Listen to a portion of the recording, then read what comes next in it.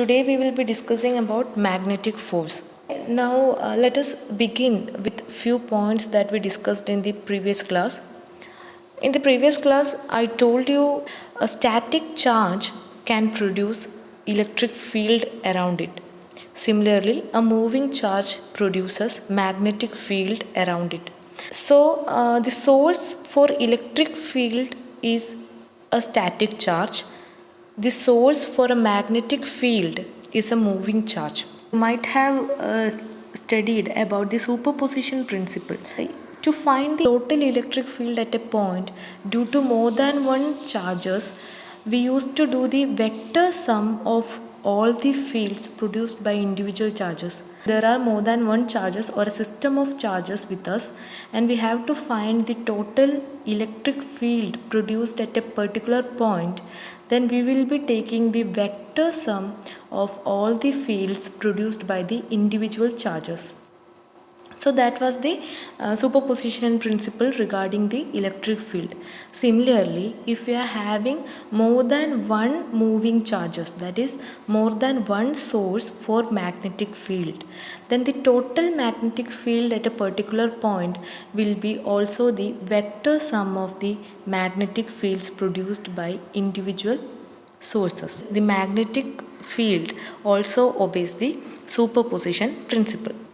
Now we are going to learn more about the magnetic force. Before going deeper into magnetic force, in the text they are discussing the Lorentz force. We know that if there is an electric field, in the presence of that electric field, if a charge Q is placed, then that charge experiences a force which is equal to F is equal to Q into E. Similarly, if a charge is placed in an electromagnetic field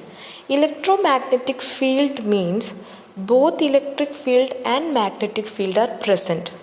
So what is our scenario? We are having a charge Q, it is moving with a velocity v, and it is in the presence of an electromagnetic field.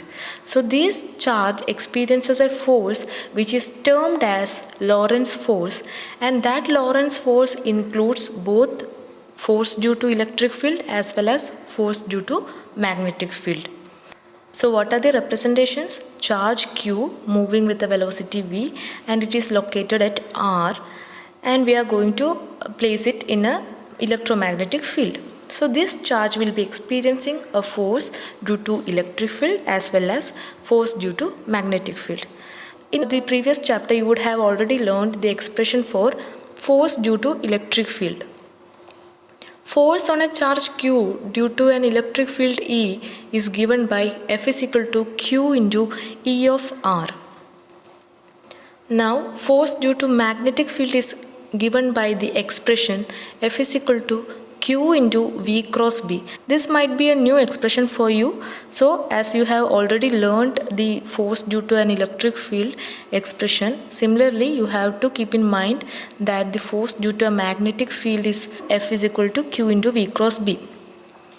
Now as we told, Lorentz force gives the total force that is acting on a charge which is placed in a electromagnetic field. So from that, the expression for Lorentz force we can write as Q into E of R plus V cross B of R.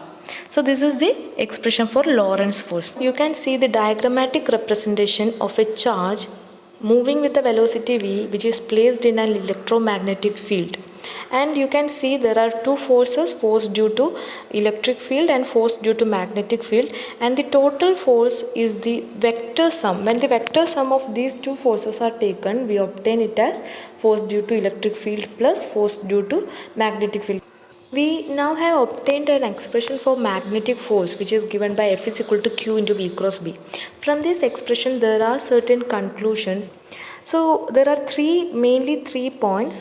So the first point is that, as the expression shows, the force, magnetic force, depends on charge Q, velocity of the charge with which it is moving, and the magnitude of the magnetic field in which it is placed.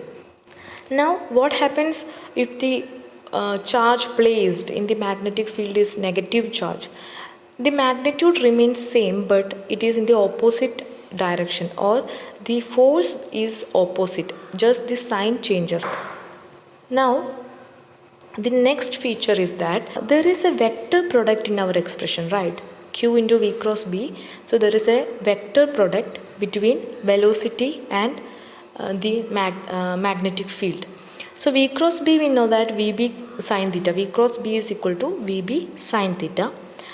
From this vector product, we can conclude that if the velocity and magnetic field are parallel or anti-parallel, parallel means angle between the velocity and magnetic field is 0. Anti-parallel means the angle between the velocity and the magnetic field is 180. So if it is parallel or anti-parallel, then magnetic force vanishes or it becomes 0. The direction can be simply said as magnetic force will be perpendicular to both the velocity and the magnetic field. It is obtained from the right hand rule. In this diagram you can see the right hand rule. So in the right hand rule we are using 3 fingers of our right hand. Which are the 3 fingers? Thumb, index finger and the middle finger, and the force is given by the thumb.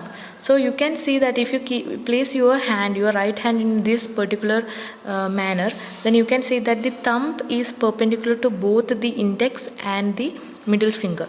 So the thumb, which represents the magnetic force, is perpendicular to both the index and the middle finger, or it is the force is perpendicular to both velocity and the magnetic field. So another case when we can have a magnetic force 0, that is when the velocity becomes 0.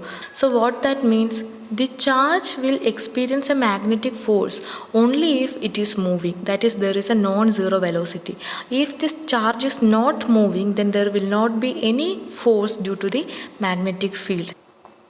Now we have to, at the end of the discussion of magnetic force, we are now going to obtain the unit of magnetic field. We are going to dimensionally analyze our expression for magnetic force. So we know that F is equal to QVB sine theta. From this expression, dimensionally to obtain the unit, we can express B is equal to F by QV. F, you know, the unit for force is Newton. The unit of charge is coulomb, and unit of velocity is meter per second. So by putting those unit, we can obtain the SI unit of magnetic field from the dimensional expression we are getting as Newton second per coulomb meter. This unit is also named as Tesla, which was named after the scientist Nikola Tesla. Smaller unit of magnetic field is Gauss. 1 Gauss is equal to 10 to the power minus 4 Tesla. So these are the main points regarding today's discussion. Hope it is clear.